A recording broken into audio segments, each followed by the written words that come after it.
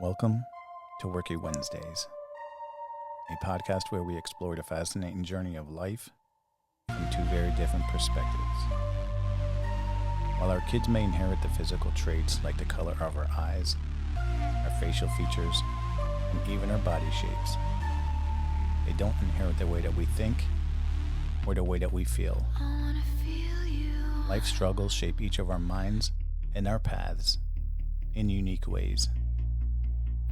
Join Junior and I as we navigate this journey together, sharing our diverse opinions on various aspects of life. We'll also bring on inspiring guests to discuss what motivates them and drives them to succeed, help them become the best versions of themselves, and share their message. Tune in as we dive deep into these conversations, bump heads, bond, laugh, and discover the beauty of different viewpoints. Now sit back, relax, and enjoy the ride.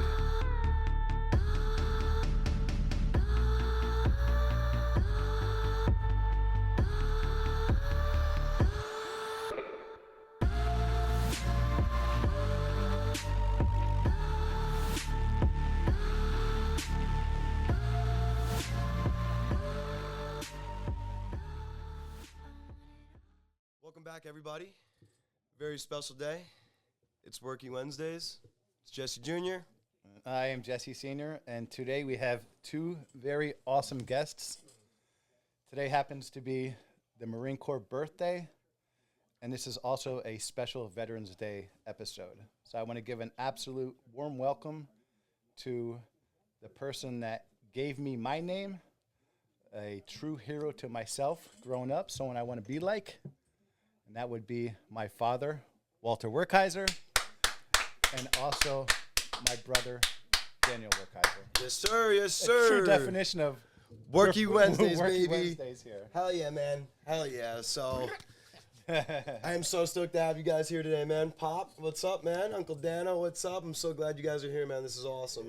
We're gonna dive deep into the past, man. Get a little bit of Pop's background, man. It's gonna be absolutely epic today, man. Yeah, so we're gonna do a it's Veterans Day is tomorrow. Yes, sir. Today is the Marine Corps' birthday. Pop, how many years old are we? I'm 74. Yeah. how old is the birthday? The Marine Corps is 249 years old. So just like you and me and every other Marine out there, our phones were going off first thing this morning. Everybody's saying happy birthday to us and so on and so forth. So, with that being said, let's kind of jump right into it. Daniel, can you push Pop's mic just a little bit closer? There you go. And then we're gonna come up here a little bit. That's Pop. fine. No, that's good. I actually think it's 249. 249 years old. That's right. You're right. Yeah, I was going 200. to say, Yeah. 249 is a baby. 249 years old. So happy birthday. You got the Marine Corps mascot sitting right here, growling and snarling. And she killed a deer last night, so she's fed and ready to go. So Killer. But hell yeah, man! I'm excited for this one, Dad. This is I'm not gonna lie, I'm a little nervous, man. I feel like I'd be lying to say if I wasn't. Either. Yeah, I'm not gonna lie, man. I thought you were gonna ground me this morning already, dude. This guy's, everybody's a little tense right now, but Well, Pop's always on point. Pop's 15. That's a Marine Corps thing. Is you're always 15 minutes early. So I know Pop's always early. Oh yeah. So obviously Daniel's always early. You didn't get that trait though. So going back to Pop, again, thanks for being here.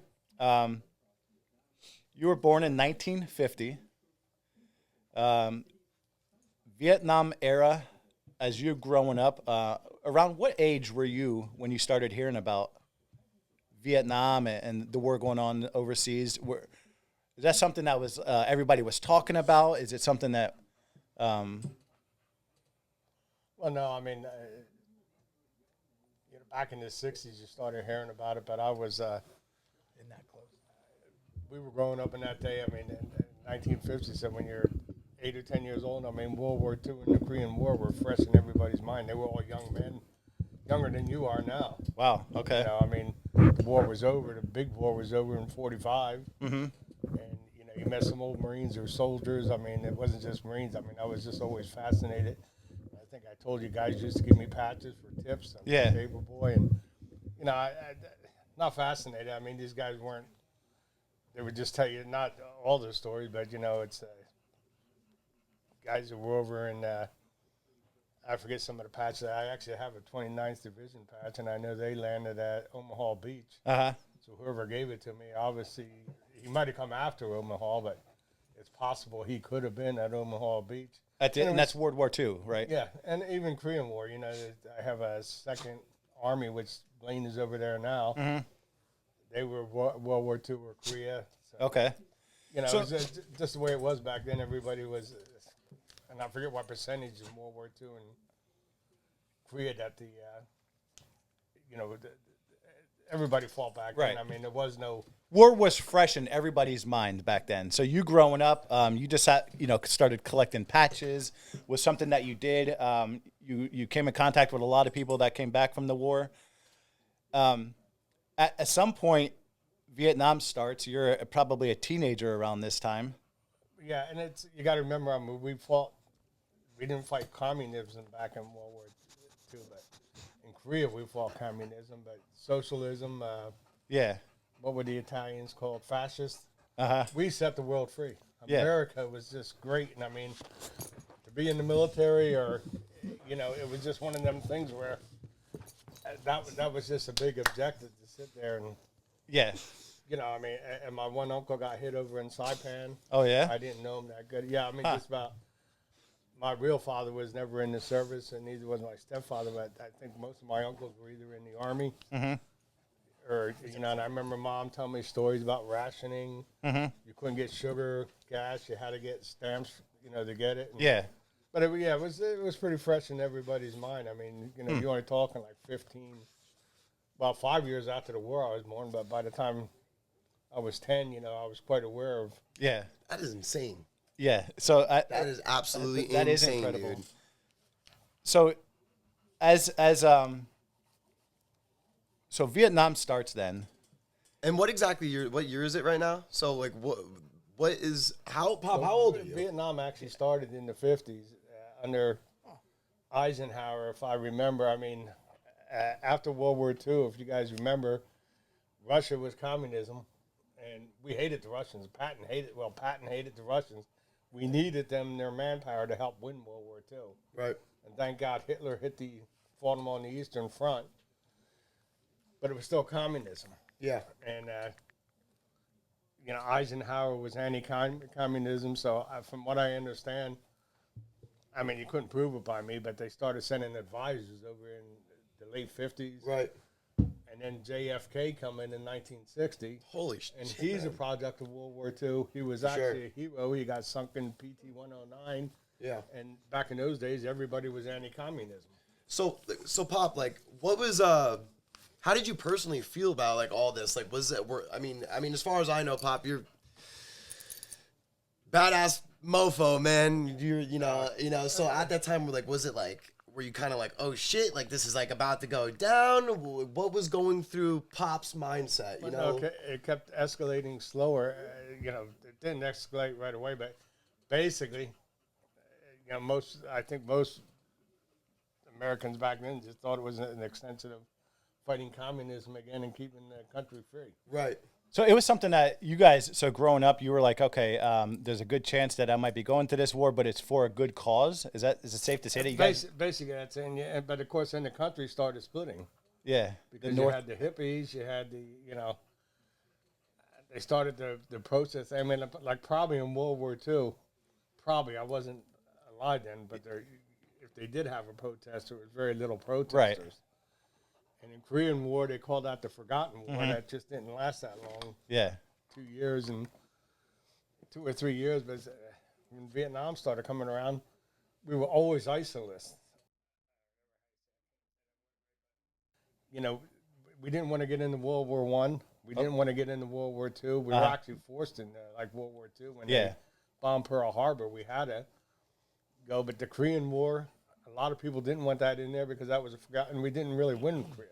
It was like a draw, and people just didn't want to get plugged into another war. So you had, and plus then you just had the hippies. Right. And they were anti-everything. Anti-brawls. Yeah, yeah. So you're going. So now you're a teenager, and then at what point did you say, you know what, it's time, I'm signing up? Or, like, so were you hearing about, were they drafting people back then? And that's or what is I wanted to know. Do it people something just get that you thrown just want into to it? nanny? You know, Oh, God yeah, rest their soul, and said, you hey, could get drafted, and believe it or not, they could draft you into the Marines. right. The Marines were drafting too. Mm-hmm. But yeah, no, I decided to enlist, and they had that's why I only did 19 months in the service, because what they were doing back then, Vietnam was getting so hot and heavy, they just needed manpower. And I remember he said, how about, 4 years, and they had a 4-year, 3-year, and I decided to try the 2 years because I was lucky enough to sit there and say, you know what, let me try the 2 years. Yeah. And I don't think the recruiters really cared. All they needed was men. Right. So I signed up for 2 years. What was the deciding factor that you chose the Marine Corps over any other branch? Well, you were in the it's you always heard that the Marines were so hard and stuff, and it was like a self-test. Can I make it Right. in the Marine Corps? I was thinking about joining the Army, and then I said, you know what? I think I can make the Marine Corps. And The best of the best. Did it have the reputation back then of being the hardest? Yeah. So, okay, so you go, you sign up for the Marine Corps, you leave, a bus takes you down to Paris Island. No, I went by train. Oh, okay, so a train takes you down to Paris Island. That's nuts. You get out, you get on the island, you get on these yellow footsteps. No, before I got on the yellow steps, I knew I made a mistake. We're sitting there. I mean, you were in the, and they never bring you. They never bring you on base till about 3 o'clock in the morning. Uh-huh. And that's what they did here. We just sat. I forget where it was at. Yeah. And we probably could have walked to the base and been there, but I just remember when we were sitting there, I thought they would put you to bed, give you something to eat, take a walk around. And I remember I'm sitting on the bus, and some guy comes up. I'm not a big cursor, but all of a sudden these guys just come storming into the bus. Get the fuck off my fucking bus, asshole! Move your fucking ass! I fucking me, boy! No, sir! You like me, boy? Sir! No, sir! You don't like me! Oh, Ginger, And how old were you Ginger, come on. at this point? hey, Pop, I I need just Ginger to turned get out of here 18. for a second, please, if you guys don't mind. How old were you at that point? I had turned 18 in May. Okay. And when you were in boot camp with them, what year or month did you go into boot camp? November of 68. Okay, so you were it was kind of cool then. So you were 17 going in. No, 18. Oh, 18 going into boot camp. Okay. You finished high school? Now, when you're No. oh, Yeah, okay. you actually quit high school to go in, right? Oh, what? No, I didn't. I quit high school. Just, I was a stupid kid back then. That's why I was always so strong with you guys not quitting. Interesting. I never knew that. Yeah. So you're in boot camp, and I imagine the primary focus is the Vietnam War. I imagine that your drill instructors probably came back right from war. We had one drill instructor who wasn't, and he was actually embarrassed about it. And one time he had a talk with us. As a matter of fact, it was a senior drill instructor. He was a staff sergeant, and he didn't have the Vietnam campaign, and he actually told us one day he put in to go 3 times, but they wouldn't let him go because he was such a good instructor. They needed him to instruct. And our one drill instructor was a grunt. Mm-hmm. And it was kind of funny because one time they were telling us how you can get schooled. One was a radio man. He got in the radio or whatever. They got into different stuff in schools. And they looked at the one sergeant. His name was on the tip of my tongue. I love the guy. Spent 3 years in Vietnam, 3 Purple Hearts. And they're looking at him and going, and you went to... And he goes, no, he was just a grunt. And you could tell he was a grunt because every once in a while when he had duty, he would start telling us jokes, and then all of a sudden he'd realize that he was a drill instructor, and then be, knock the fuck off!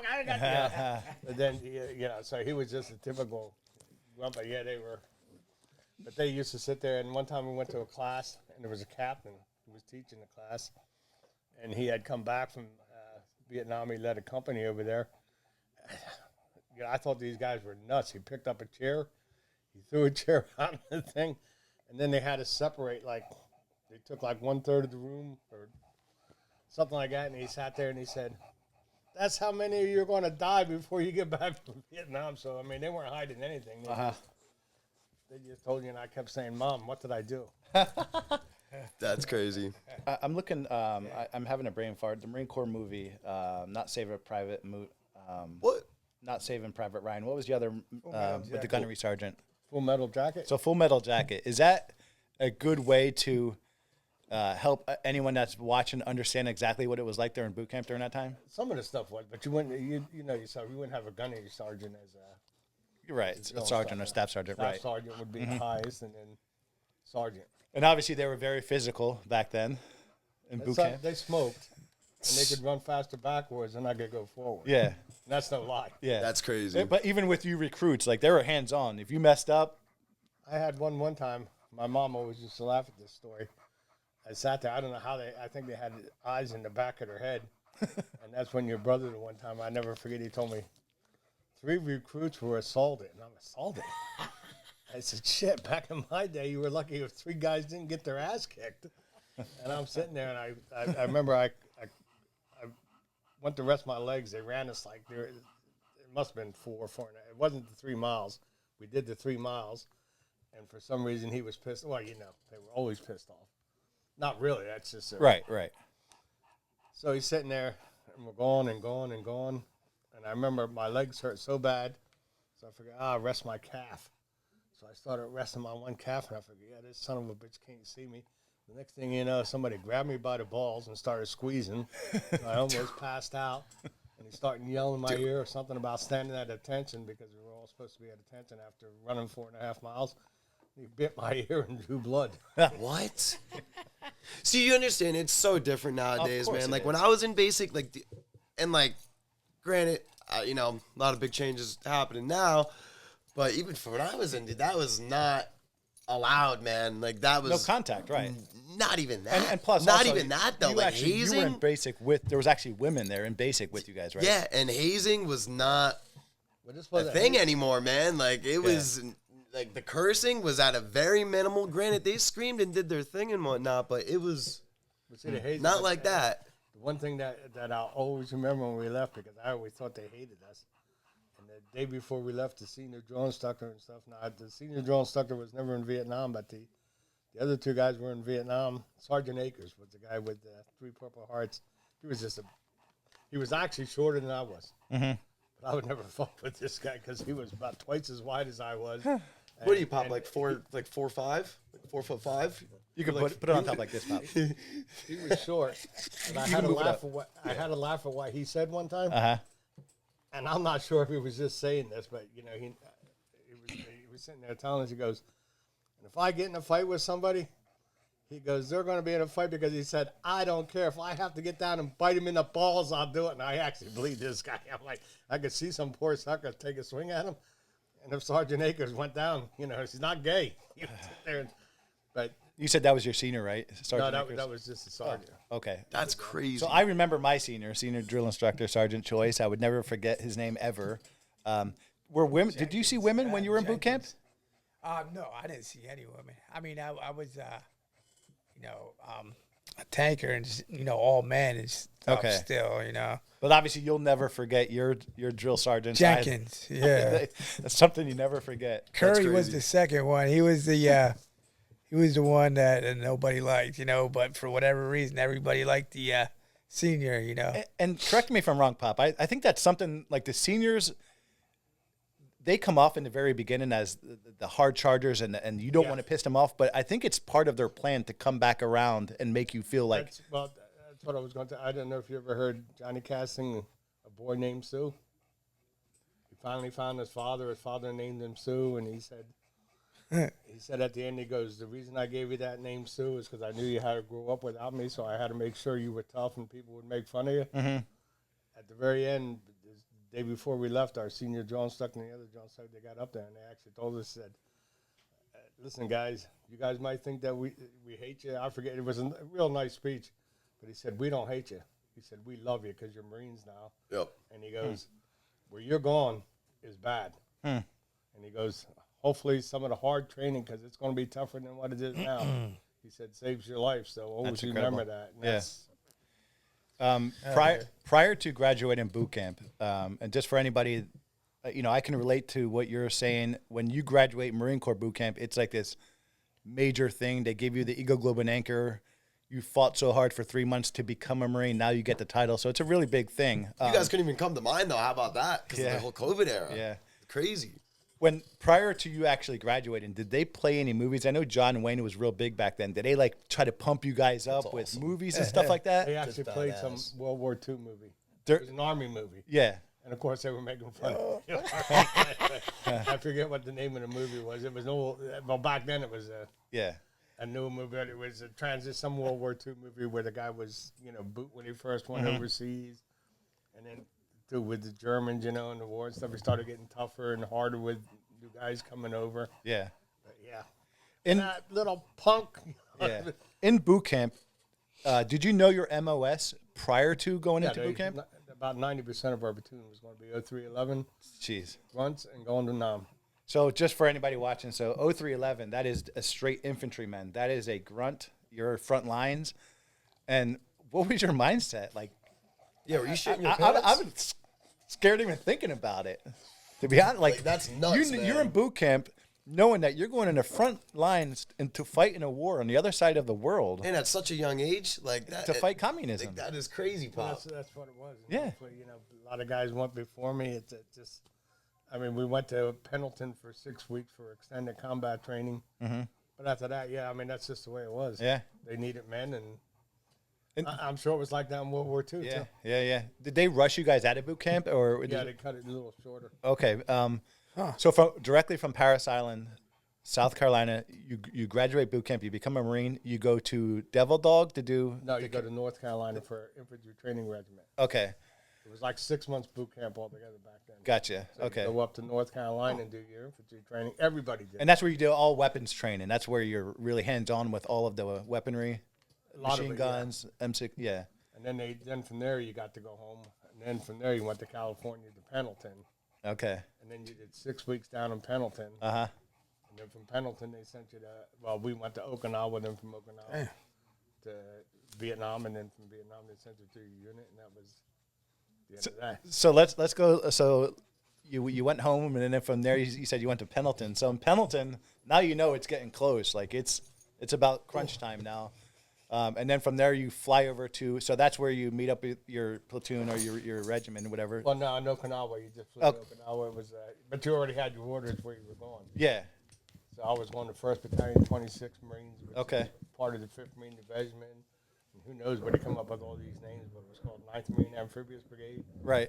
But it was under the command of the 1st Marine Division. Uh-huh. It's confusing. Interesting. When you land in Vietnam, what's it like when you land in Vietnam now? Did you go over to C-130 or? Obviously you landed in the north, right? Yeah, how was the transportation like that? Like, that's No, I forgot. I think we just took commercial airliner. Really? Okay. no shit. Commercial from California to Okinawa, and I think that's how we went overseas. So. Yeah.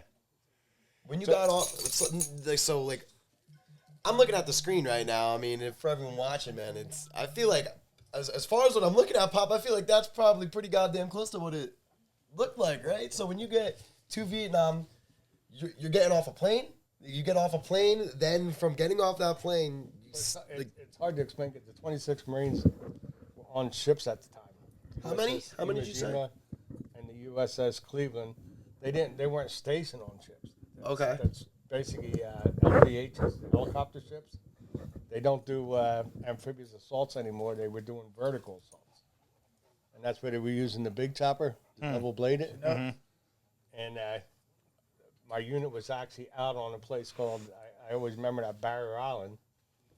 And that's when I got on the ship, headquarters was on the Cleveland. And when I went over to headquarters, I was assigned to Charlie Company, and that was on the Iwo Jima. Huh. So they would chopper us over. I mean, it was a helicopter ship. Yeah. So they took that and they sent it over to the Iwo Jima. I went down and stowed my gear, got my rifle, got my combat equipment. And what rifle did you get? We had the M16. Did you have the M16? Okay, cool. So nuts. So Yeah. nuts. Because, I mean, now it's M4A1. So, And so at this point, you're still 18 years old.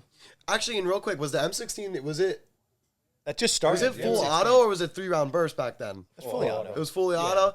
All right, because I don't know They why. just stopped using the 14, and now they were just But we migrating. trained over. with the 14. Okay. I should make it clear in boot camp, I never saw an M16 until I got to California. Okay, gotcha. Yeah, so yeah. Oh, I, shit. I trained with the M14. Was burst an option? Like, was that a No. These are fully. I don't think so. Yeah, they It's were all fully automatic.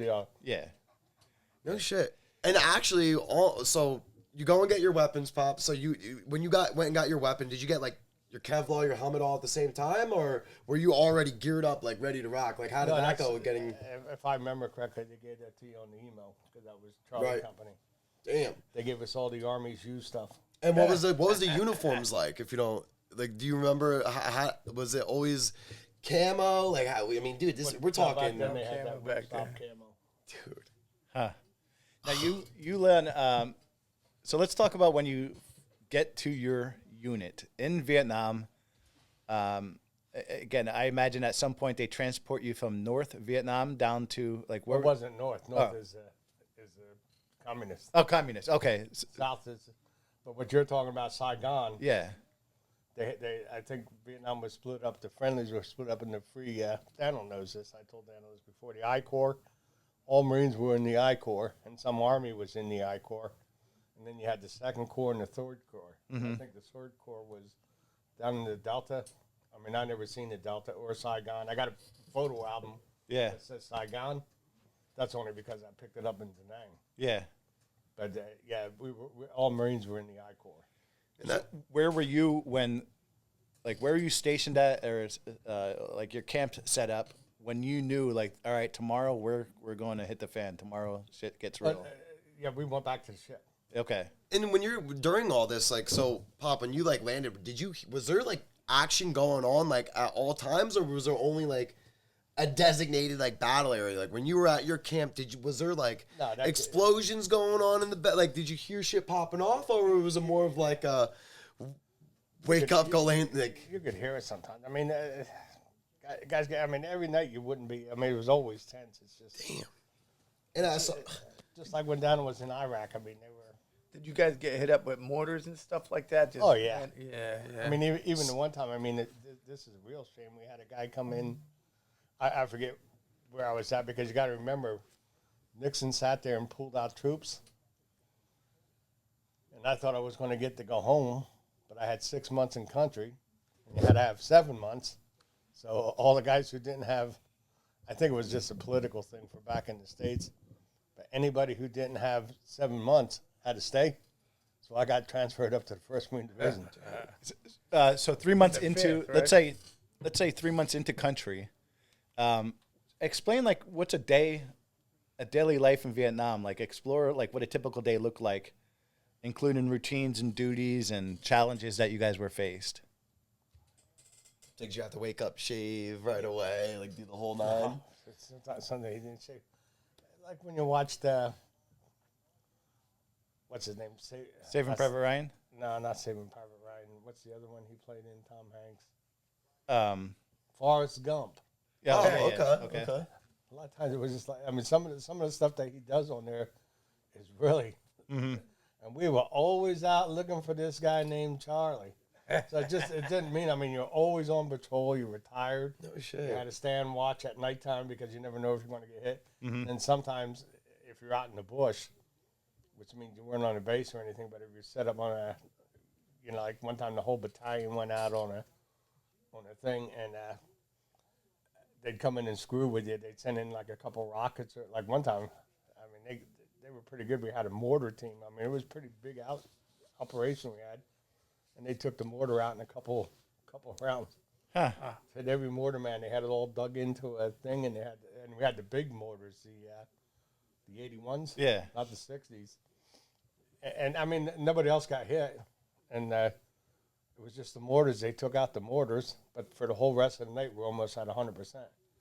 So that means you never had enough men. I mean, a fire team's supposed to be 4 men. You're lucky if you had 3. Yeah. So obviously, their objective is to push you out of not only out of their territory, but out of their country. You know, they're literally trying to kill you guys. And they've done it. They've Yeah. done that for eons. They beat the Chinese, or whoever ever tried to invade them. Mm-hmm. Good, J-Dub. Switch that out. Yes, sir. Just do the battery. The battery's right here. But so brotherhood and camaraderie. So, what type of relationships did you form with fellow Marines, and how were those bonds affected you during that time? Like, did you have best buddies that you were going out there and working with, or patrolling with, or was everybody just kind of on the same page? It was just, were you more closely knit as a platoon, or did you actually make some really close friends? Oh yeah, no, I mean they were like your brothers. Yeah. I mean you knew everything. I mean the trouble with Vietnam is it wasn't like World War II where the whole unit went over. That's not the way it went. Mm-hmm. People were being replaced all the time. Yeah. You only had to do a year tour because it wasn't a declared war.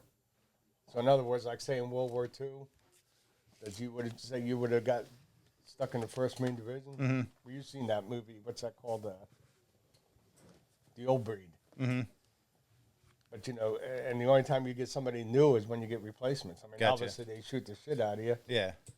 and then they pull them back to Australia. I mean, it was different in World War II, but that's what Mm-hmm. they did with the Old Breed. You probably have like half a division, maybe a little over half a division left in one piece. Right. So they send them back to Australia, and then the new guys would come in, all your new guys, so you get to meet them, and and of course the old salts didn't want to make friends with them. From what I understand, I wasn't there. Right. It wasn't like that in Vietnam, but they didn't want to make friends because if you make friends and he gets killed, Interesting. Damn, dude. Were you lucky enough to go through to go into Vietnam with a lot of people that you went to boot camp with? no. No. Oh, Wow. shit. So you're meeting all new people, Yeah.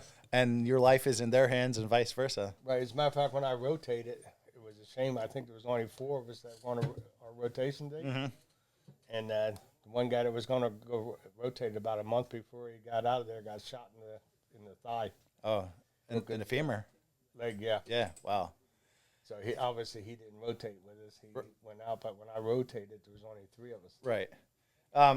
Well, going off that, honestly, so I'm not gonna lie, man. For everyone watching, this guy Pop, this guy makes it sound like it was so normal, man. And Pop, the way you seem so very calm and relaxed about it, man. So I feel as was that like a common thing? It was just what it was. Everybody had to rotate. I mean, Yeah. and if I remember correctly, and anybody else watching who was over there probably knows the same thing. I don't know if the Army did, but we had a short timer stick. Usually when you got down to the last 30 days, you would try to get somebody to, sometimes they'd cut a 50 cal in half or whatever, and you'd make a stick and you'd tell the guy it was a short timer. Uh-huh. And then each day you would take a night. You had them too? No. You heard about them now, right? Yeah. Short timer sticks. So in to other protect words, that like say guy, if you just got in country Yeah. and say I'm a little standoffish. He's not standoffish. You try to sit there and you always try to teach the new guys something. But Yeah. just say the guy was just like a little, and he was like super paranoid of everything. Yeah. Because he got a short time gone, and if he had one of them short timer sticks, you knew he was Right. he was short. What battles, Pop? Like, what battles were you primarily in? They had him all over the place. I mean, I wasn't in nothing major. It was a shame. I mean, in some ways, I lucked out. The outfit I was in when I first went over there, the 26 Marines, there was a guy named Deuce. He was a little whacked out. He was a corporal. But here I found out probably about a month and a half before I went over there, they got overrun. So they Was had that like a in lot of- Saigon or something like that? No. We were never near Saigon, always north Okay. of Saigon. But I know, and I wasn't there, so I'm not going to sit there and say Yeah, I was there when this guy got hit in the neck. And I just always thought it was funny when he got on there. And, the guys were telling, it's like about a month before I went. And he sat there and he said, he's holding his, because blood was squirting out. And as he's getting on the medevac, he goes, this green motherfucker is all right. He was but Deuce, that was the guy's name. He was so paranoid, and there was a couple other, the older guys that didn't get rotated yet, but I mean, they were like super paranoid. And the one time we were going through a village, and this is the honest God truth, I always felt bad about this. I was carrying the M79 grenade launcher, and they were going over with the chopper telling these people to move because we used to do a lot of search and destroys and move stuff, and I don't know who shot her. I feel like I'm in a goddamn movie right now. Yeah, a woman was actually carrying a baby. Mm-hmm. And I don't know if it was Deuce, but somebody shot her and hit her in the shoulder. Fucked her shoulder up pretty bad. And Deuce actually gave a command to start shooting everybody. That Really? Fired. Huh. We all just, shit. and I was still pretty new, and we all just looked. Just push it good closer. on that. Push it closer to him. Just a microphone closer. So, Deuce gave the command to open up fire. Interesting. Squad. What's that? It was a squad. I mean, it wasn't Yeah. a platoon or something. We were like go to one area. I mean, so in a foreign country, you just don't know really what's. you can't- He felt threatened at some point or another, and he was one of the guys who was in that where they got overrun, yeah. and I'm sure he was just scared. And Oh, so he was paranoid. You said, okay, yeah, you don't go anywhere. I mean, they're not going to let you go home. right. And then, so going off that, Pop, so, is this it's like you wake up and you're out there, so, like, how does that go? Like, you wake up in the morning, and then where do you go? Like, But that's it. You're still gonna be there. I mean, you just wake up, you kind of get instructions, and they kind of just send you off in, like, are you on foot? Are you, you're just walking everywhere, Pop? Like, where are you going, man? He's a grunt. yeah. If like when I left the 26th Marines and went to the 1st Marine Division, which was K Company, because I was in love with Nixon. And then when I found out he wasn't letting me come home, I didn't like him. That's hilarious. When we went up to the 1st Marine Division, then we were stationed on a hill. So you're sleeping in shelter halves, or you're digging? No, you No. don't carry Okay. All right. You carried very little. As a matter of fact, even when you were on the ship, when you were going out for 4 days or 5 days, you would sit there and they'd give you your sea rations. You threw half of it away No Gotcha. shit. because you wanted to carry ammo. Yeah, okay. Damn. And you didn't, and you maybe the Army did. I can't speak for everybody, but we didn't shoot automatic. You had a designated AR man. Okay. But there's no sense because all you're doing is expending the ammo. Right. And you never really seen them anyplace. I mean, you could ask me, how many Viet Cong or NVA did I kill? I'm sure I killed some of them. I just couldn't pinpoint it. Right.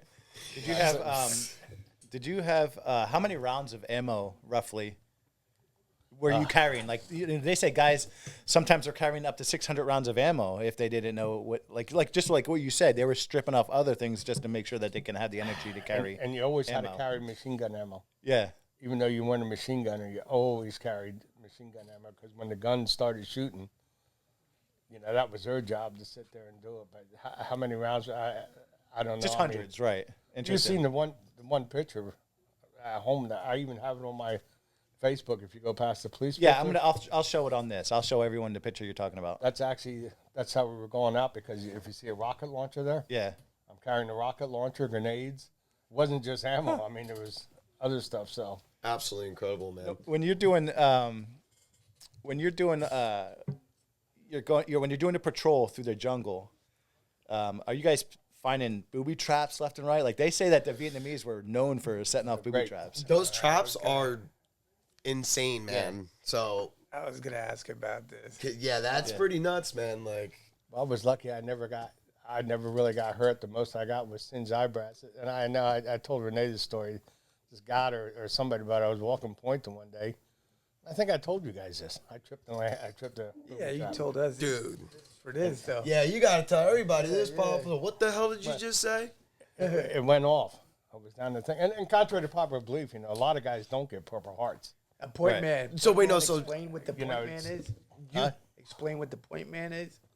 But actually, a lot of the senior guys used to volunteer to walk Point. Yeah, I you're- probably didn't have to You're in the walk front. Point. And that's the front man Yeah, for I everyone used to- out there. I used to like to walk Point because I thought I was a little more experienced than somebody else. Zero.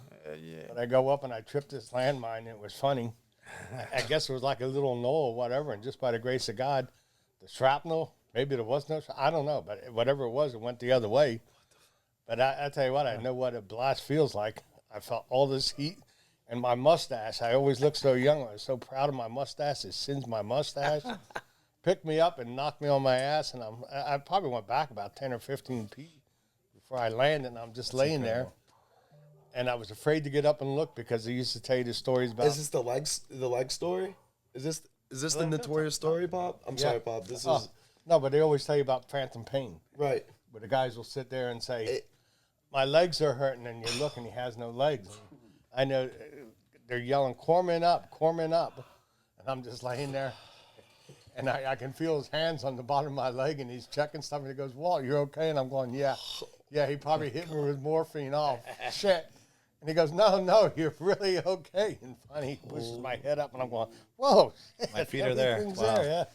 I got goosebumps, man. Yeah, I know, same. What So the that's how close it is to none of us even being here doing this right now. That's incredible. Dude, so now that being said, how did that affect you, Pop? Like man, Pop, I'm so glad to call you my grandfather, man, and you are such an inspiration to the entire family, man. You're such a badass, Pop. Did you always have this badass mentality? No, that's the first question. So how did that affect you? Like your mentality now, or your so you get blasted back. What's next? Yeah. Are they Get up and start walking. they just throw you right back up? But did that affect your mentality at all, Pop? Like, or was it just like a normal? I mean, I did lose a couple of buddies, and you just didn't have time. I mean, you guys watch the war movies. I mean, a lot of times it's like that. Just like Omaha Beach, guys are getting killed. You can't stop and warn them because it's not that they didn't love the guy or, and I mean, really, they get to love each other. It's because this is your brother. I mean, that's where they get. And even Army, I mean, I don't care who you are, Navy, because in World War II, they chipped sinks, but, you love these guys, but you can't sit there and stop and go, oh, this God, It's just the way it is because you stop, you're going to be next. You're lying next to him, right? Damn, man. And it's so you had to get out of there. But I mean, there was other times we always on patrol. We always tell the guys to sit there and follow. And I think I told you guys this story. It's not that gory, but a splib. That's good, man. We had chucks and splibs. I don't know how that name came about, but a chuck was a white guy and a splib was a black guy. It was nothing derogatory or anything, but we had a splib from Chicago, and he was funny. But we always told him, wherever you stop and take a break, that's where you sit. If it's in the sun, it's too bad. Just sit right there, and he didn't do it. He goes, and these guys were so good in the little Viet Cong. He actually grabbed a hold of a little sapling, and a grenade come down. Wow. And the next thing you know, and I don't think I was walking point, but I was up near the front. And we turned around and looked, and we see this splib going ass over tin cups up in the air. And he was actually screwed up pretty bad. And the Marine Corps, being his, whatever they are,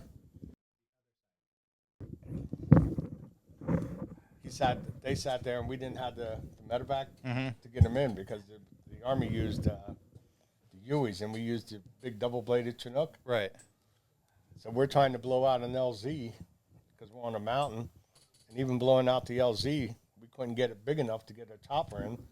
So this is why I always joke with the Army and stuff like that. And here an Army medic outfit hurt us, and we're like, we don't get this guy off the mountain, he's going to die.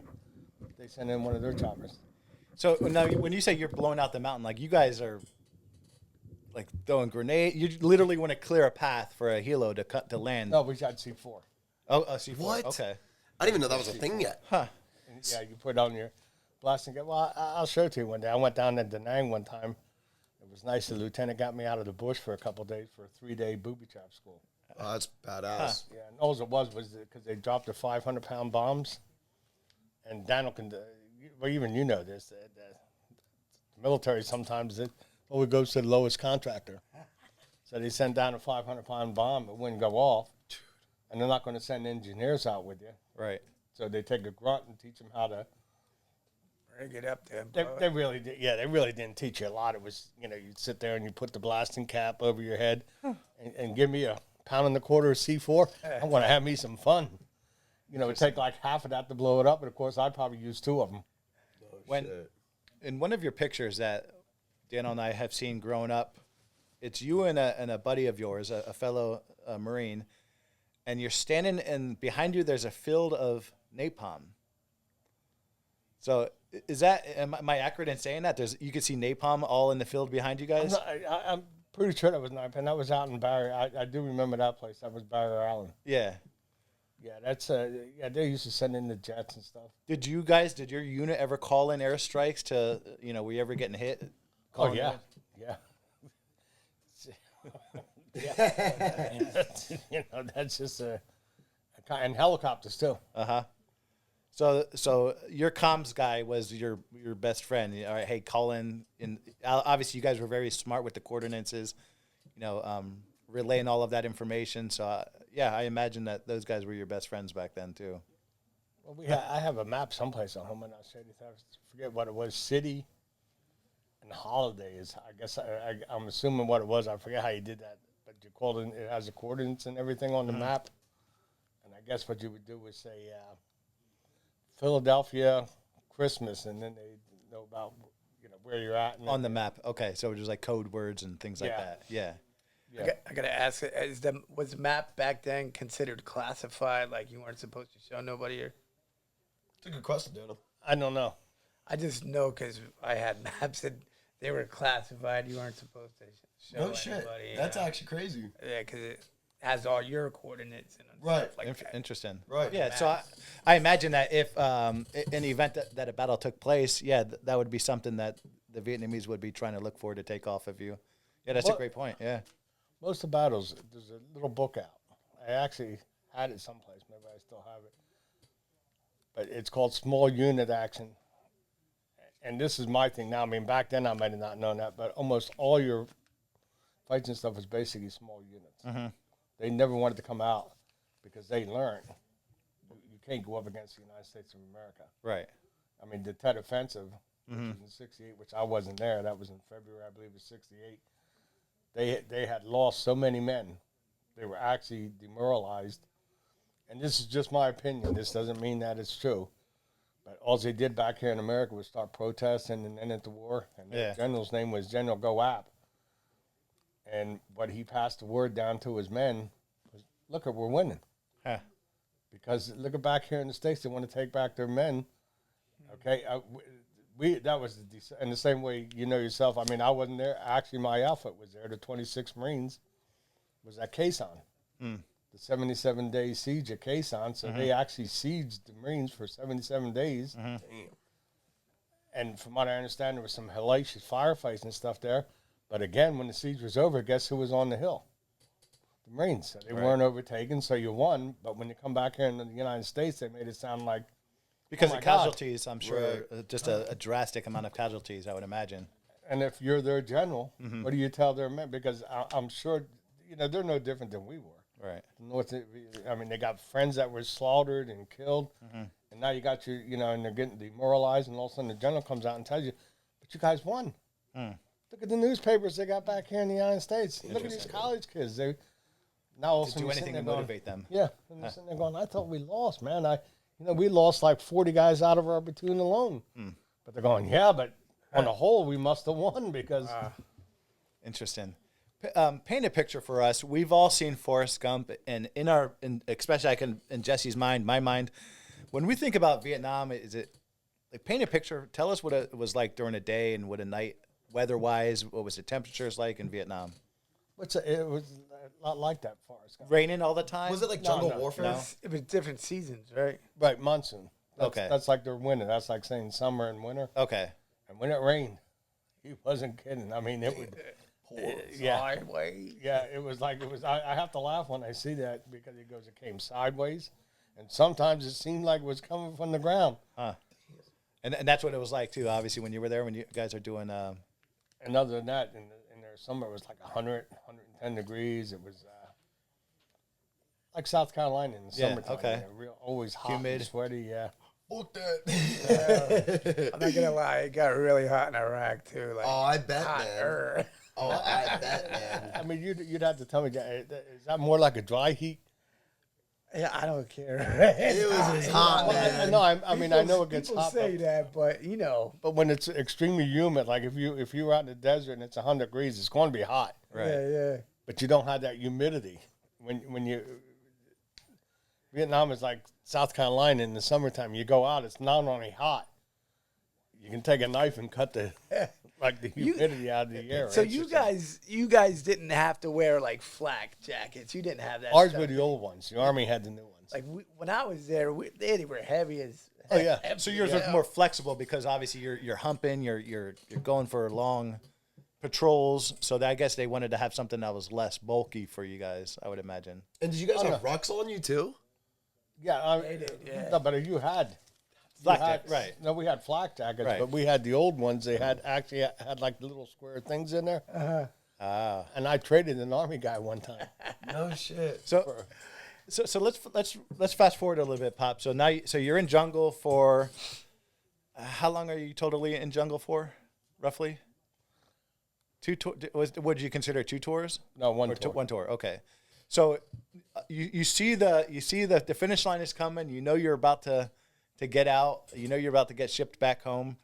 I imagine that's something that was obviously, like you said, the short timers guys are all looking forward to that. So the relief. Where were you when you said, "All right, next week I'm coming home," or getting shipped back? Well, we were out in a place called the Arizona Territory. Okay. There's a hill out there. I forget what, Hill 34. Yeah. And we were by there was only one platoon. I think that they had like another hill, and most of the company was there. And they took one platoon and put it on this little hill. Yeah. And that was, and the reason they called it the Arizona is it was, actually, if you ever watch some of them things, like there's a sniper on there. We were crossing the river one time. Yeah. And the sniper had an M14 with a scope. Yeah. And he kept shooting a bunch of, it was at nighttime, and he had a nighttime scope. Mm-hmm. And here, somebody was set up over in the Arizona for an ambush.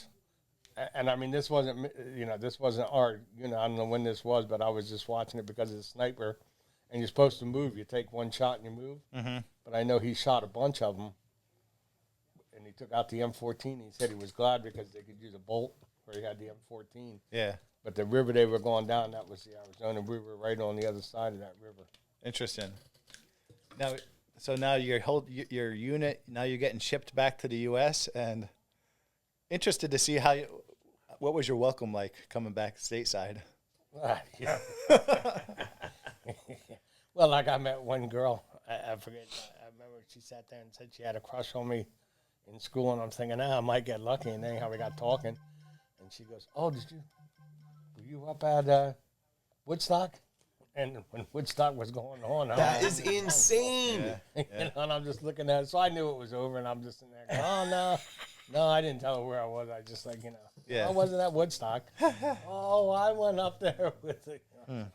No shit. Actually, that just brought up something I did forget to ask, though. Yeah, I did forget to ask that. So, I know through stories that you've told over the years, when you were in Vietnam, you did get a Dear John letter. So you had a woman back stateside, and we all. I think a lot of guys got Dear John letters. You keep bringing up all these memories. I forget about this stuff, but I know I got one, and it bothered the hell out of me. But you used to share it with your platoon. okay, Everybody read it. right? Yep. That's Everybody crazy. knew because you didn't know if the guy was going to be around or something. That's crazy. And we just sat there and it was, it's okay, Bob. I mean, they were bumming and stuff. Fuck her. Because you're 19 years old, a Dear John letter, your girlfriend breaking up with you, that affects a young man like that. Damn straight. Even if you're not a war dad. Yeah, man, that shit sucks. Just be the basic, and where's my letters? Where's my letters? But yeah. Yeah, So man. obviously that didn't affect your mental health too much. I mean, you just had to regroup and go Not right as back bad at as it. some guys because I had a black guy. I can't think of what his name. Pinckney. Mm-hmm. I never forget his name. Pinckney. Good squad leader. Nice guy. But here, and we always had that thing where we never rat on anybody. Sure. But anyhow, he used to sit there. He must have been higher class because he was from D.C. and he used to show pictures of his wife. He was married, and she'd have like the French beret on, with a little thing on top. And I mean, I think he was really in love with her, and he was, when he gets back, and he was not a bad guy. And one day, doesn't he get a Dear John letter? Mm-hmm. And he went nuts. Mm-hmm. He hated the Vietnamese after that, and they didn't have anything to do with it. And then, sure enough, one day they were shipping someplace, and they were on the truck. I wasn't with them, but they were on this truck, and he took a grenade and threw it off the truck. Oh, what the? It also wounded a Marine. Wow. Who was on the ground. I guess they were in some village, and they were going through it. But, and he was all the time, I hate you fucking gooks. I hate you fucking Yeah. Man. It wasn't their fault, and they threw a grenade. From what I understand, I mean, he was court-martialed. He went to Leavenworth. Interesting. Right. But I felt bad for him. I mean, it didn't affect me like that. I wasn't happy about it. Right. but, Of course. Right. I wasn't going to sit there and take it out on everybody else. Yeah. Interesting. So you get back home now. There's not really a warm welcome. There's rumor and you see it on movies and things like that, that coming back from the war because of that era, the hippie era, you guys were getting spat on and calling you baby killers and everything else. It wasn't quite as bad. So there where we crazy, did. man. Gone through it all, but yeah. They, a lot of guys didn't have it very good. Did you think you were going to go back? No. What was your thought? Now, you did a tour in Vietnam. You went through the Marine Corps training, Marine Corps boot camp. Now you're back home. After everything, the dust settles, what was your perspective on the Vietnamese War and your experiences going through there? Were you still patriotic, or was it something? Patriotic, but I just don't like the government. Yeah, okay. Somebody lied to us. Somebody lied to you, yeah. Dang. So you felt a little betrayed getting back, like, all right. But yeah, and that's why I didn't want you guys going to Iraq. I thought that was all just a big fake thing, and as far as I'm concerned, it still was. Mm-hmm. There was no weapons of mass destruction. Right. It's some friggin' and excuse me, I don't know if it's true or not. This is all opinion. This isn't fact, okay? Mm-hmm. You get Bush, and what did he say? They got weapons of mass destruction. Now, the first Bush, the old man, he was in World War II. Mm-hmm. He got shot down in an airplane. Mm-hmm. Two of the guys, he was in a 3-man plane. 2 of them got killed, and he was drifting towards the Japanese island. Mm-hmm. They would have tortured him and killed him, but a submarine found him, and I think he just knew. I don't want guys going through that. Right. Real presidents should never sit there and want anybody unless it's absolutely necessary. Yeah. And my own personal opinion, I'm not bitter, but it's just, right. And I didn't want you guys going to Iraq, that's for damn sure, or Afghanistan for some joke, Yeah. Go over and get Saddam Hussein, which not Saddam, Osama. Yeah. Which they could have done, and George Bush, the second George Right. Bush, stopped funding him to do that. Yeah. We'll get into that in a second, but reintegrating into civilian life, was that a challenge for you now through going through your experiences again as a young man? But yeah, Were you able to easily adapt right back into society? Yeah, you just sit there. Just got to do it, right? Yeah. Interesting. I got a question. Sure. So we had stop laws. Did you guys have stop laws back then? Like, I know you got out and everything, but is it did other people have to stay against their, will or whatever? Stop, automatically extended into there. No, I don't Okay. think so. I don't. Just They had the draft back then. Yeah. That's just not. I don't want to change this, but that was just like what they were doing to you reservists back in the Vietnam War. Very, very few reservists went. They took enlisted. You got drafted, whether you wanted to go or not. It might be just as bad. But I know guys who actually joined the reserves to stay out of going to the. But as long as you went and did your tour, they couldn't pull you back. Like if your enlistment time was 2 years, you didn't go back because they. That was a year. Yeah. You only had to do a year, but But now I'm saying after that year. now it's all volunteer. Okay. So I guess when you volunteered or Oh, shit. Pop, did this affect when you came home? I don't know too much about your parents, Pop. So when you came home, how was the family life? How was that life at home? Well, like I was saying earlier, I mean, my mother, she wasn't in the war, obviously. Her sister was, believe it or not. Her sister was actually a nurse, It's incredible, man. an Army nurse in World War II. No way. And I remember at Jean, she was just, I always used to think she was a little wacky, but now I can understand why. But I know she used to talk about it sometimes putting the guys back there. But all Mom's brothers were in World War II. I mean, the mom, it was just a. So that must have been pretty cool for you. I feel like you she was carried happy the torch, to come. right? Yeah, she was, and your uncle was over there before me, No shit. Uncle Al. No way. You knew that, right? Yeah. CB. Yep. So that being said, Pop, you came home then, and how was the first day home? What was your first meal? What was your first meal coming back home? Because I'm assuming. Yeah. Because I'm assuming the food out there was probably not great. You're living off MREs and whatnot. What was your first big meal? Well, we went back to Okinawa first. We didn't spend much time there, but I remember we went out and got drunk. Hell yeah. When you got out of the military and you got home, so you came back you were living with your mom. Were you like a big badass Marine back then? I heard a couple bar fight stories over the years. I got in Yeah, which is always dumb. Yeah. Yeah. You don't want to sit there. That's just a waste of time. And a Yeah. waste of energy, you know. Interesting. But the guy that was living with my ex, I figured he had one coming, and he always had that thing where he was supposed to be a real bad. I guess that was part of it too. But, Yeah. And one thing I learned to do is never fight fair. Yeah. Before you go in, you might go up against a guy who's 6'2" and he's going to kick your ass. Right. And like I told you, when Sergeant Akers said, and he's he was shorter than me because I remember he used to hit me with that hat. Mm-hmm. But, like he said, I'd get down and fight him in the balls if I had to. I'm like, whoa, I would never mess with this guy. But yeah, what had happened, I followed him one time and they go to get out of the car. And I shouldn't have done this. But he goes to get out and I slammed the door in his head, which kind of made him a little dizzy to begin with. Uh-huh. And he gets down on the ground. And, of course, once he gets down on the ground, are you going to stand up and fight? The guy was about 6 foot, so he goes down on the ground and boom, boom, boom, boom, boom. And I imagine, because now it's spreading around like, hey, this guy's back from Vietnam. This guy's, Yeah, a lot of people were.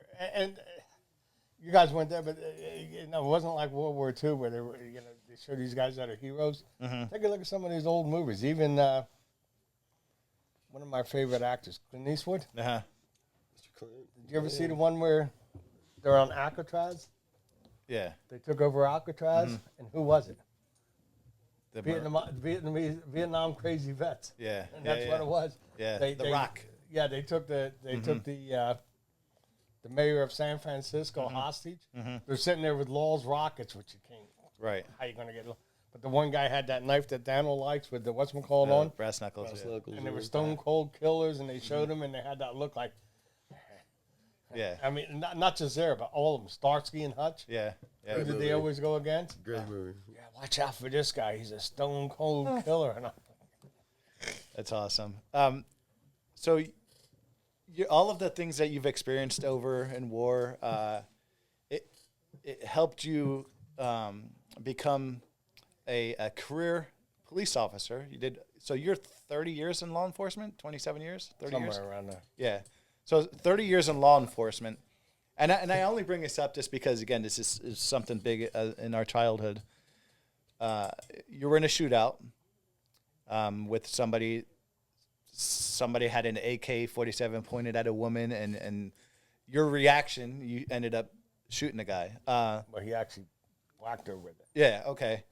So people would say, I'm sure they were questioning you about your time in Vietnam, like, oh, yeah, I just remember things got pretty tense back then, but obviously you reacted properly and quickly and de-escalated the situation and Yeah, it's moved on. He pointed the weapon at when he pointed at my partner. That's when Yeah, yeah.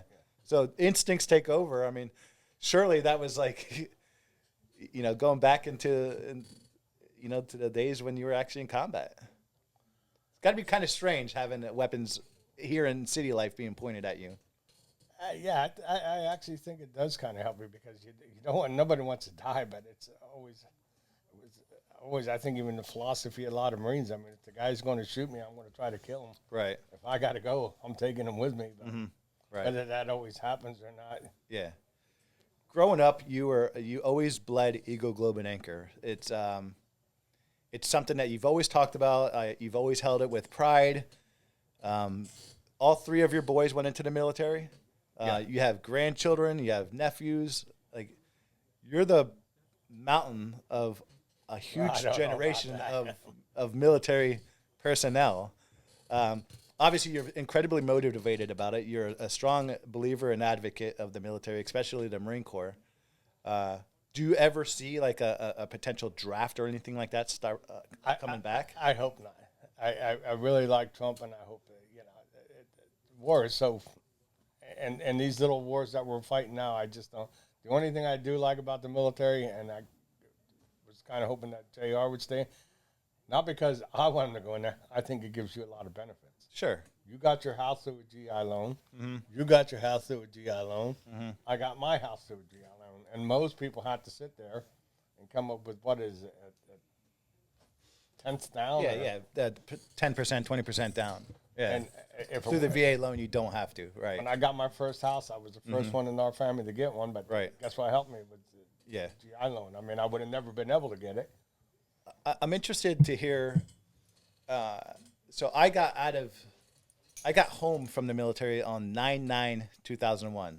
It was September 9th, 2001 is when I got home from the military. I was still, and I saved up 2 months of time of leave, but I was home shortly after that as 9/11 happens.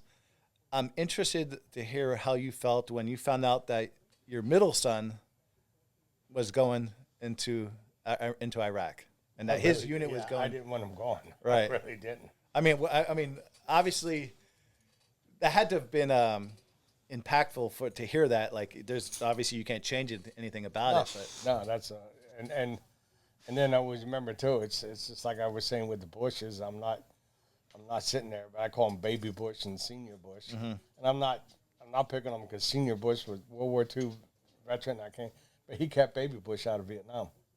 yeah, okay, Baby Bush was a fighter pilot. right. Now, why wasn't he over there? Mm-hmm. And now, I mean, I sound bitter, and I mean, sometimes I am, but if you sit there and think about it, who's all the guys that went out there? It's guys like me, your son, Daniel. We're the ones who friggin' get stuck. It's not your high class, True. Politicians or your Yeah. rich billionaires who have money to pay their way out of it and go, well, I'll give you or this is what I think. I mean, I might not be wrong. I don't want to get bitter, but Yeah. and every war, you know what people fight it for? It's supposed to be the war to end all wars. Yeah. So I got it. You figure you go over just like the guys in World War II. Mm-hmm. Well, you guys know I didn't know my father. But say he did go over in World War II to sit there and fight and say, I'm doing this, getting rid of fascism, Nazism. So my son and my family or nobody again will ever have to go in. If they go into service, Yeah. they can sit back and relax and learn a trade and get their GI Bill. And what keeps happening? Korea, all kinds of little insurrections. Then all of a sudden Iraq and Afghanistan. I mean, some of them guys are probably turning over in their grave. Yeah. Do you think that the U.S. will somehow get involved on what's going on over in either Ukraine or Israel? Do you think they'll ever send ground troops over there? I hope not. Yeah. I think Trump will keep us out of it. I really do. Yeah. So I think with that being said, I remember back when I was in boot camp, and Daniel certainly remembers, and Walter certainly remembers, even Jesse remembers all of the letters. Like, you were very good at sending letters. Well, I knew what it was like. Yeah. And that definitely helped us. That helped me through it. And I'm sure. Well, I'm not a big writer, but I always try to get one a week out. Yeah. So everybody was always thankful for that. Even Sean, and I'm sure Dave, and so Helped me through for sure. yeah, definitely helped me. I still got some of the letters. I still have the letters that you sent me during boot camp, and I'm sure Daniel still has them as well. I got something from you actually too. Yeah. So obviously you're still a big proponent of the military. You recommend people because of the benefits that they receive afterwards. Yeah, not war. Right, not war, but obviously veterans receive some good benefits. And it's always a shame. I was hoping because nobody ever got their wings. I could have gone to jump school. I always wish I would have. But I'm still Biden. Yeah. JR would have loved to have them wings. I mean, it's just something about having wings when you see him. I think you only have to make one jump. Yeah. Interesting. Well, I think that we covered a lot here. That's the one thing I want to tell you, which you didn't sit there and just say is it's always sad, but I might as well sit there and say it. And I'll just tell you why sometimes I know I'm a son of a bitch sometimes, but just the way they treat you in there is one of the worst firefights I was ever in. It was I know it was around January 1st, but we sat there and they had some guys, and this is how they screw up. They sat there and the Viet Cong, or I think it was Viet Cong they were looking for, was it NVA? But anyhow, they go through the whatchamacallit. There was two paths, and they figured that they had somebody watching because it's their country. And so these brains get together and they said, what we're going to do is we're going to set up an ambush here right before dusk, and that way they'll be able to see it. And your ambush is going to come walking through after like 2 hours after darkness and go set an ambush over at the other trail wherever they thought they were coming. And somebody fucked up and they opened up on us. So they killed a guy and stuff behind me. I know I started firing. I was carrying the M79 grenade launcher. And I always felt bad about it because I took a guy's leg off. Mm-hmm. The only problem was he was a Marine. Mm. But I took the gun out right away. Right. Because that's what you have a... That was firing on you and your team. Yeah, they actually killed the guy behind me. Mm. And a good friend of mine who was carrying his M16, it was just funny. The machine gun, he was walking point, just raked right across his hand. One hit him in this hand, one hit him in this hand and busted the stock. Wow. Of his M16, and he hit the sergeant, the guy who was in charge. I'm not saying he's the guy who fucked up, but they hit him right in the leg. And anyhow, it got down to him, and I was only a lance corporal. I guess who was in charge afterwards. No shit. That's incredible. I'm sitting there, and here the sergeant's laying on the ground screaming like a banshee chick, and the choppers are coming in, and they won't stay. Mm-hmm. They got to go. Medevac, I mean, it's at nighttime. You can get shot at and stuff. And the crew chief yelled, he goes, "Get him on here or we're leaving without you." And we had him on a poncho liner then. But that really must have hurt. He was screaming like, and no pain pills. Right. Here, our corpsman had been shot like 3 days before. Huh. Not dead, thank God. Right. He had been wounded 3 days before. So we had no morphine. We had nothing. Jeez. The Marines, we would have. So I just sat there and I gave the order to run him on the chopper. I remember we picked him up with the Poncho. one guy on each man scream. Hmm. So it's just the way it is. But the thing that's funny about it, I felt so bad afterwards and stuff. You go back to the rear, and this is just God truth. It was one time I thought it was going to break down. Mm-hmm. And you go back, and they sent me back to see the gunny. Mm-hmm. And I told them, I said, I don't think I can ever go out in the field again. I mean, that's really traumatic. Sure, of course. You don't care if it's their guy. It's bad enough if it is their guy. Right. But it's really a traumatic incident. And you know what Gunny said to me? He goes, "Man, you did a good job. That's what you're supposed to." He goes, "Yeah, I'm looking at your you should make corporal pretty soon." Wow. And Promote you, slaps you on there, get you right back out there in the field. Oh yeah. And we had that night, we had to sit there, and I forget how many guys were wounded, but it had to be like 13 or 14. And there we are carrying their rifles. And anyhow, they had I think it was a platoon was set up on a hill, and that's where their ambush came from. Yeah.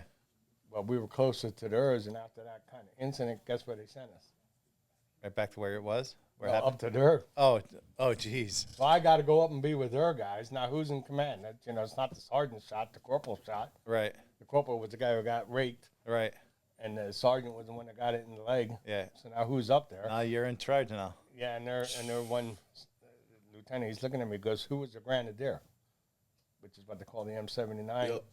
And Yeah. who's got the grenade launcher? Right. You know what I mean? I felt like an ass, and I'm like, I was the grenadier. He goes, and again, "Man, you're a damn good grenadier." Right. And I'm like, Jesus Christ. But like I said, then then the next day, when daylight finally came up, and I tell you the truth, I was kind of afraid that, because we set up on the line in front of their line. Mm-hmm. I mean, they were up on a hill. Right. But I'm sitting there thinking, what if these guys say they've seen something and start opening up on, because this is their buddies, this is their friends. Sure. I mean, they didn't, Right. but every one of their guys was wounded. Right. And I remember when I was helping one of their guys, his helmet was over, and I mean, it was just filled up with like that much blood because the piece of shrapnel must have hit him in that, an M79. Yeah, yeah. Yeah. And it must have hit him in the head, and I'm sitting there thinking, and everybody who was hit was grenade. Shrapnel. It was me. I mean, there was no question because it wasn't a bullet. Right.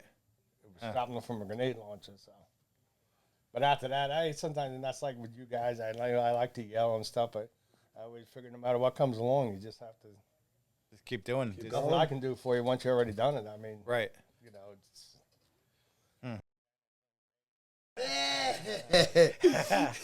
So I just got to ask you a question quick about how did that firefight stop? Up on the hill, who they started figured it finding. out? You know how they have the green poppers? Yeah. No, I mean, after a while, you just get into it. I mean, I'm not going to say I was into it, but I was just like, Yeah, I mean, you're in it, but who, like you can't stop in the middle. Like you think it's the enemy, but like No, you eventually figured out who that you guys were. well, I knew we had guys hit, and I'd been in country about 5 months, maybe 6 months, and I was pissed. I knew some of my men. I mean, I wasn't in command, but I just know some of my friends were hit.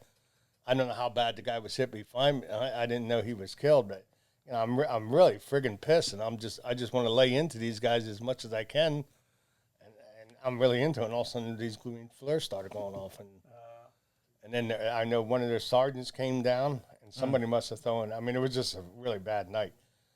Their sergeant came down, and here somebody must have thrown a grenade during the firefight, and the fuse didn't go off, and apparently he kicked the fuse, or he didn't mean to kick the grenade. You know, it's at nighttime, but he must have kicked it. All I know, because nobody threw it then, it was over, and he's walking away, and a grenade goes off. Jeez. So even after it was all over, that's like that football player that was killed, Pat Tillman. Yeah. I mean, stuff like that happens. It's I guess nothing you can do about it. But. in the trenches of war, the good, the bad, the ugly, it all happens. Nothing goes as planned. Everything goes, keeps going, though. There's a mission that needs to be accomplished. Still got to keep, yeah. And I just wanted to tell you about that, but that was just a bad night. And the only other real bad night is when my friend was killed. Mm-hmm. But that's just, I'm not gonna. Yeah, and I'm sure you lost a lot of people over there, and those are the things that I guess mold you and mold your character prior, during, and after. Yes, too. Yeah. So. Hell yeah, man. Yeah, Pop, we're incredibly thankful for your service, and Daniel, thank you for your service. J-Dub, we're veterans here. Just incredibly thankful for everybody else that served out there, and I'm sure we'll be talking to more people as we go along and get everyone else's stories. Pop, I definitely want to have you back sometime to talk about your time as a police officer. I'm sure that's going to open up a whole new can of worms. But again, guys, Dad, happy birthday. Oh, happy birthday to you. Happy Veterans Day. Happy birthday, you nerd. Thank you, everyone, so much for joining us. Hell yeah. J-Dub, Yep, absolutely, good guys. stuff, brother. And Worky Wednesdays, guys. We'll see you next time. Absolutely. Later, guys. Did you give him the finger? No. Like this.